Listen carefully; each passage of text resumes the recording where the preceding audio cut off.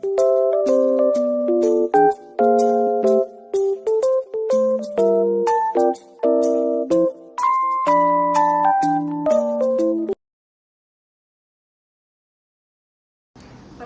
nama saya Umiatul Uliazaro dengan NPM 2204110235. Perkenalkan, nama saya Wardah Arij Adibah dengan NPM 2204110240. Perkenalkan, nama saya Laura Dianjarlingga dengan NPM 230410100233. Perkenalkan, saya Melisa Putri Adina Novianti dengan NPM 230410101399. Sebelum membahas lebih jauh, penting untuk kita mengetahui apa itu etika profesi. Etika profesi merupakan serangkaian aturan, norma, dan prinsip moral yang mengatur perilaku seseorang di dalam menjalankan profesinya. Kemudian, apa tujuan dari etika profesi? Etika ini bertujuan untuk memastikan para profesional bertindak secara integritas, bertanggung jawab, serta jujur dan menjunjung tinggi standar yang telah diterapkan di dalam pekerjaan. Etika profesi memiliki beberapa tujuan utama. Yang pertama, meningkatkan kepercayaan publik. Yang kedua, menjamin profesionalisme. Yang ketiga, mencegah terjadinya penyalahgunaan kuasa. Dan yang keempat, meningkatkan kinerja profesi mereka. Berikut wawancara etika profesi kelompok kami bersama anggota polisi.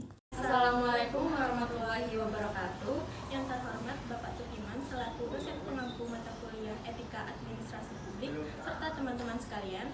Pada hari ini kami kelompok 4 akan mewawancarai terkait etika profesi Polri di Polsek Krukut.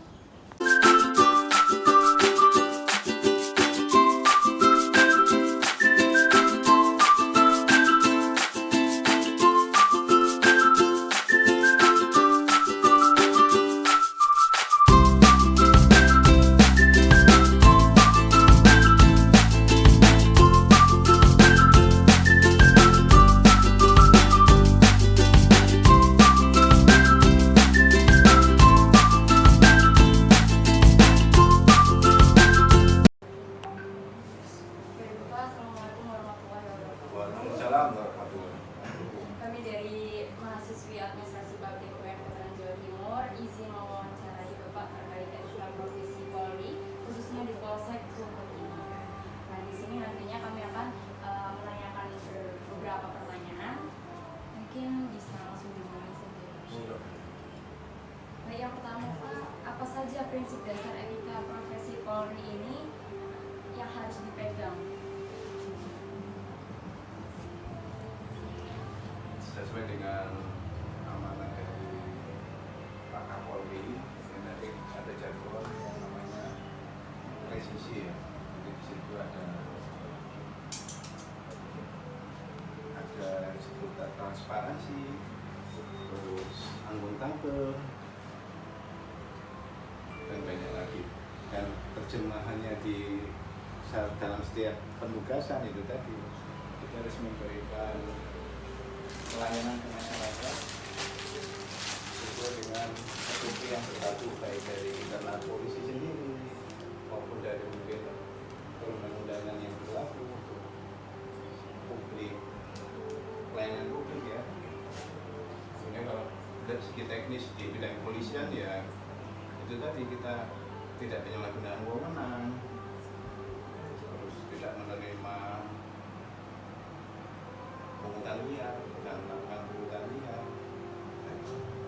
Jadi semua bentuk pelayanan maupun yang kita sampaikan itu ya kita bisa diakses kemudahannya juga benar-benar itu, bukan nanti ada uang pelincinya terus kita rubah-rubah, nggak seperti itu. Jadi kita terikat pada SOP ya, standar profesional yang berlaku baik perkap maupun aturan yang lainnya yang berlaku. Jadi semata-mata memberikan ya itu tadi keperluan pelayanan yang prima pada masyarakat. Mungkin Pak Saiful menambahkan. Bisa menambahkan ya berkaitan dengan rencana kepolisian bahwa kita berdasarkan Undang-Undang Nomor 2 Tahun 2000 polisi memberi bentuk pengayom dan pengayom dan paling terakhir itu penegakan. Semuanya itu mungkin sudah bisa dipelajari, bisa diakses.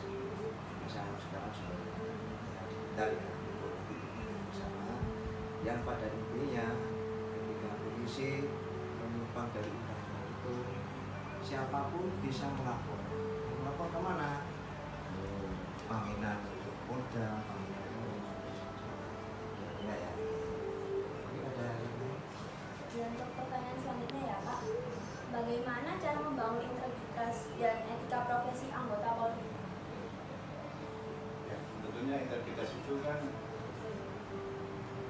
dua arah ya, antara polisi juga mungkin kita karena pelayanan masyarakat. Tentunya kita harus memberikan contoh yang baik. Contoh yang baik gimana? Berarti ya kita harus memberikan perilaku yang tidak melanggar aturan. Kemudian juga kita memberikan informasi yang jelas, kemudian mudah diakses, tanpa ditutup-tutupi, direkayasa dengan dalil apapun, sehingga integritas itu bisa diwujudkan. Dan dari masyarakat pun juga kita harapkan juga jangan segan-segan memberikan informasi sekecil apapun yang bisa menimbulkan gangguan Kamtibmas, keamanan dan ketertiban masyarakat, sehingga umpan balik sinergitas itu tetap dipelihara. Itu Mbak, kemarin kembali kepada apa namanya penegakan. Kita transparan ya, siapapun boleh masuk sini. Ya. Seperti pelayanan di kepolisian banyak pelayanan, ya. Seperti SIM, ya, STNK, SKCK, SPKT, semua pelayanan, semuanya tidak itu ya. Untuk pertanyaan yang ketiga, apa yang harus dilakukan jika seorang anggota polisi melakukan pelanggaran kode etik dan tindak pidana? Untuk pelanggaran kode etik ya secara intern kita ada penindakan sangat tegas, semua ada aturan mainnya dan semua ada sanksinya berdasar kadar pelanggaran etika yang dilakukan, yang pada intinya nanti ya pemecatan sebagai anggota Polri yang pada intinya nanti. Namun demikian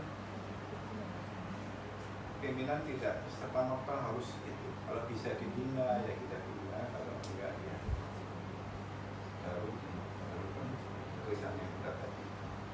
Demikian.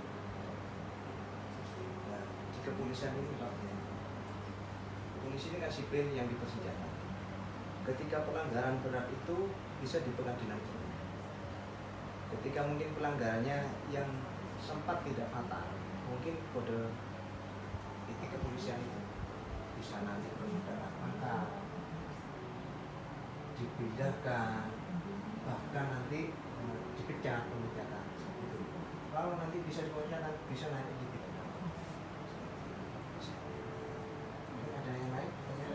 Ini pertanyaan terakhir Bapak. Bagaimana cara meningkatkan pengetahuan dan pemahaman anggota Polri tentang kode etik profesi? Sebenarnya secara berkala ya polisi memberikan edukasi sekalipun sudah menjadi anggota, tetap mengingatkan semua apapun, apalagi grade kita kan ada kepangkatan ya, kita ada yang bintara, perwira, semua melalui sekolah dulu ya. Dan sekolah edukasi itu nanti bisa menyesuaikan apa yang diperbuat dengan posisi grade yang berbeda itu tadi. Dan setiap juga dianggarkan oleh pimpinan ya untuk memberikan pengetahuan, sekedar merefleksi ya, jadi sehingga diharapkan benar-benar dalam penanganan tugas itu tidak mamang gitu. Jadi apa yang dilakukan pasti dan dapat dipertanggungjawabkan. Sebenarnya yang dikatakan Mbak itu ada jenjang pendek, ada jenjang panjang Mbak. Jenjang pendek itu sudah melekat di kepolisian adalah hanya dua, Tribrata dan Catur Prasetya. Itu prinsip polisi. Kalau itu sudah diterapkan di performa masing-masing kepolisian, insya Allah polisi bisa semuanya akan terlayani mengacu dengan Undang-Undang Nomor 2 Tahun 2002. Ya. Baik Bapak, terima kasih telah menyediakan waktunya pada wawancara siang ini. Kami juga mendapat banyak pemahaman tentang etika profesi yang ada di Polsek Krukut ini. Mungkin itu saja. Terima kasih banyak Bapak. Assalamualaikum warahmatullahi wabarakatuh. Semuanya Mbak yang dah hadir di sini memberi manfaat kepada kami, tidak tidak kritik, semuanya harus. Kalau berbicara dengan etika kepolisian itu menyangkut semua kepolisian. Harus betul-betul kita tanamkan yang tadi. Insya Allah nanti kita selesaikan. Mungkin nanti ketika kita dengan bisa nanti keluar ya bisa sudah tamat S1 bisa menjadi mitra kepolisian. Ya, mitra kepolisian tidak harus wartawan, tidak harus semuanya, tidak semuanya kita apa yang menjadi kebaikan silakan, apa yang jadi dijelekan silakan.